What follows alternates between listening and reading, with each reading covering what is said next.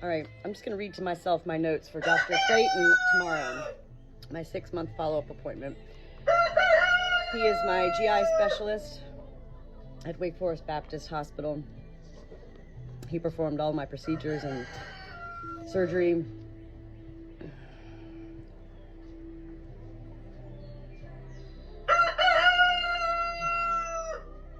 Current meds.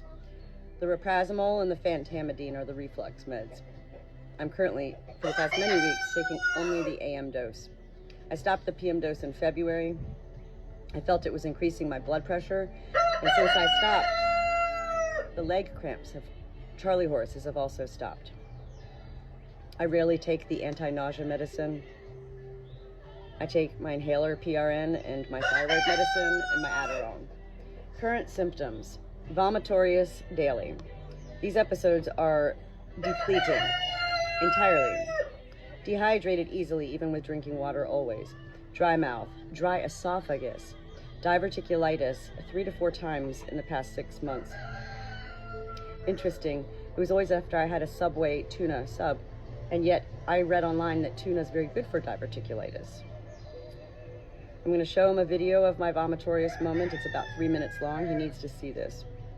One night I thought it would be a good idea to take baking soda and water to cleanse my esophagus.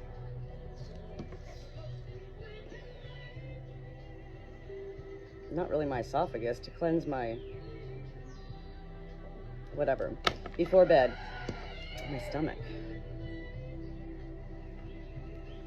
The very first swallow sent me into immediate drowning mode. I couldn't breathe. It was terribly scary, painful. I was able to make a noise by banging a chair, and my husband came out to give me Heimlich, yet what helped was my breathing through it. Why did this happen? Instant shut off as soon as I went to take first swallow. Instant. And yet then what happened is it was like an explosion.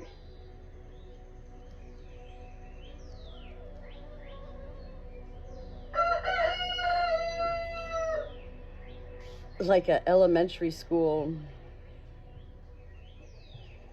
volcano built project. My sickness is so real, it cannot be unreal. And it truly has, yes, taken over my whole life like a weed. Gut-wrenching, sucks the life further within, not sucks the life from me. It sucks life, whirls it around, tosses it back all within. Constant nauseousness. I had 3 weeks in February where I was well. I'm sick every day, so this was a most bizarre and welcome time for me.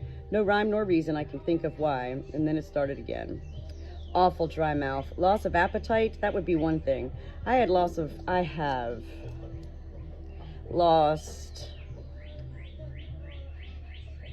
of all desire to eat, yet remain hungry, and it's like there's nothing there anymore I want to eat. I don't even know what to ask of you, Dr. Clayton, for help beyond prescribing me the current meds for reflux and nauseousness. It's been 4 years nearly since my surgery, Heller's myotomy, and I have been sick for nearly 3.5 of these last 4 years, every single day. The swallowing is currently not an issue, nor is my choking, except for that one episode. The issue is my constant state of vomitorious, gut-wrenching, exhausting, draining, debilitating, momentarily depleting of energy occurrences, experiences. The dietitian appointment was simply beautiful, much gratitude for going. I did not need to see her again. Everything she presented to me was a review of what I've already been known of. Yet again, so grateful I went, as it inspired me a little further to pay more attention to what I should not eat. Any improvements in the last 6 months? Not really. I was beyond sick for 6 to 7 weeks with E. coli, salmonella, giardia, and norovirus. On top of all my reflux GI issues, and alone, isolated on the farm, no help, none. I was totally alone.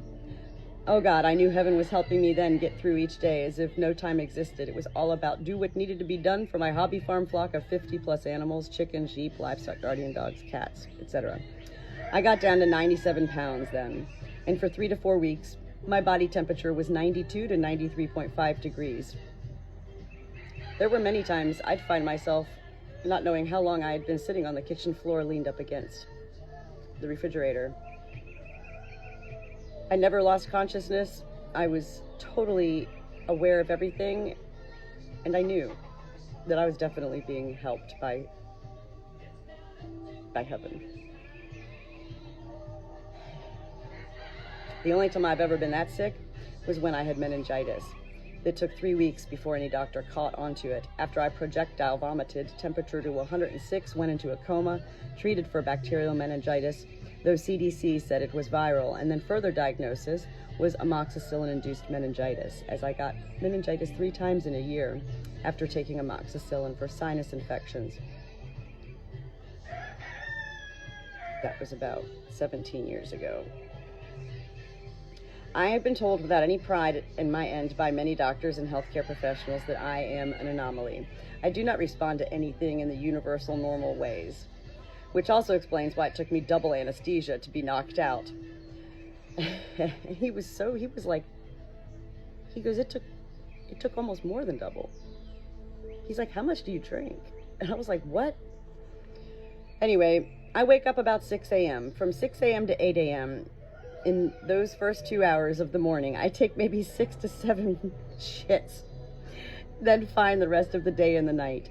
What is it with the morning? Dry esophagus? Shit? Vomitorious?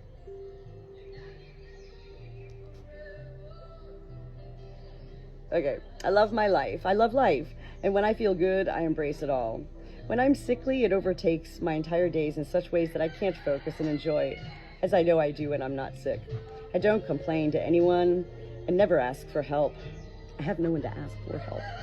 I want to feel good, Dr. Clayton, and I don't know how you can help me, since everything appears to come back on the medical end as me being normal.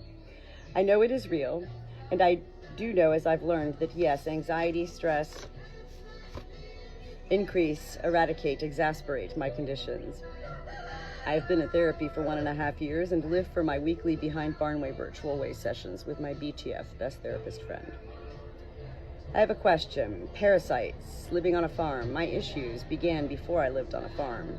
What are your thoughts, Dr. Clayton, on ivermectin and fenbendazole use? So that's what I'm going to bring up with him. And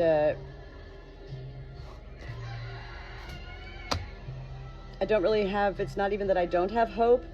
I really am going into this appointment, as I've gone into all of my appointments with Dr. Clayton, with no expectations, none. I'm not going in with like, oh God, he's gonna help me, I'm gonna be cured. It's not about curing me. I'm totally fine with knowing that I don't have cancer yet, or now, or whatever. I don't even think in those ways. It's not that I don't have cancer yet. I don't have cancer now. So, with all that being said, I'm going to continue living for today, every day.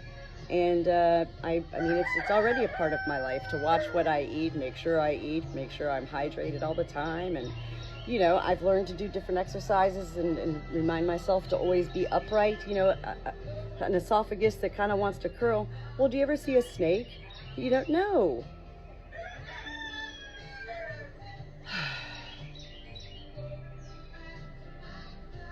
Meaning a snake, I compare my esophagus to snakes, the way they eat rats and they squeeze it down. That's what our esophagus does. What happened with me is that my esophagus wasn't pulling like a snake, so the food was getting stuck.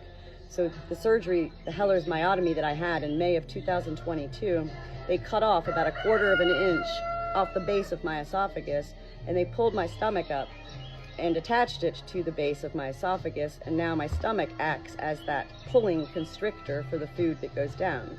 So I don't have issues with the swallowing right now. That was why I had the surgery. And the choking and drowning. Since the surgery, those issues are okay, and all these other issues began with the reflux. I didn't even know what nauseousness meant. Gut-wrenching, I didn't even know what that meant. I've redefined so many physical emotions, physical feelings, Gut-wrenching, I used to think meant you were hungover, you drank too much. No, gut-wrenching is E. coli, giardia, norovirus. It's salmonella. On top of GI issues, all at the same time and alone. That's bad. That was the worst, probably one of the worst physical moments of my life.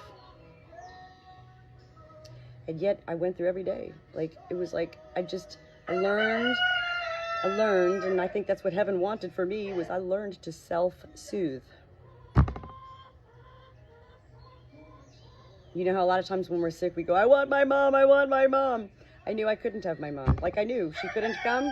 Those days are done and gone. My mom will never be able to come and be by my bedside ever again in such ways. And so I learned during that 6 weeks to stop saying that in my head, I need my mom, because really what I needed was me. Because that's all I had was me. I didn't have my mom. I didn't have my husband. I didn't have anybody.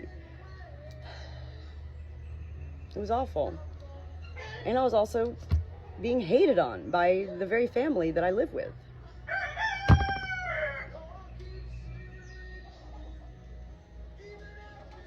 My chickens were being threatened. They were going to kill my chickens. I mean, it was just awful. All right, so that's that.